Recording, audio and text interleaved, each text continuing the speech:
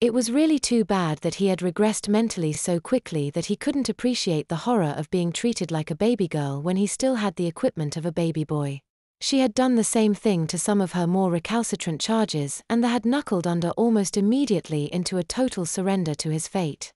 A smile overtook her face when she remembered how horrified had looked when she dressed one of her most rebellious charges in an empire-waisted baby doll dress and heavily laced plastic romper panties. At first, he had positively spit in her direction every time she had entered the nursery.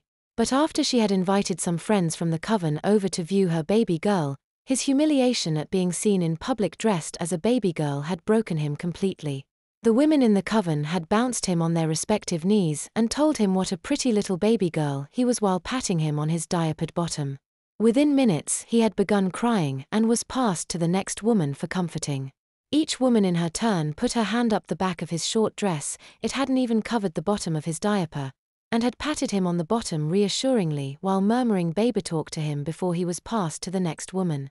By the time they had finished passing him around the circle, his free will was sundered forever.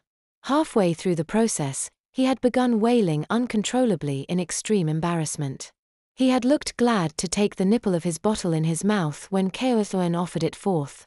At the end of the day he had accepted his plight and was pleased for the opportunity to mouth and drool over the toys in his playpen.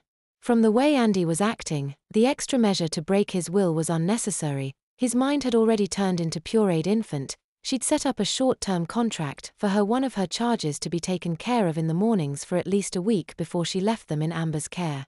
Being treated like brainless infants by a group of efficiently aproned daycare workers weakened the will of her captives and made them more passive. Once her charges discovered that their communication skills were reduced to that of the other infants in the center, they usually stopped making any attempt to speak in other than incomprehensible gurgles of extreme need by the end of the first day.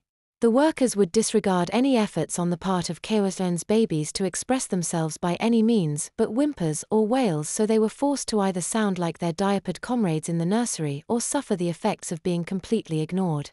Unless Keothoen's charges acted exactly like the other babies in the nursery, they were left to fend for themselves while they were given extended timeouts in playpens or cribs that were empty of toys or diversions.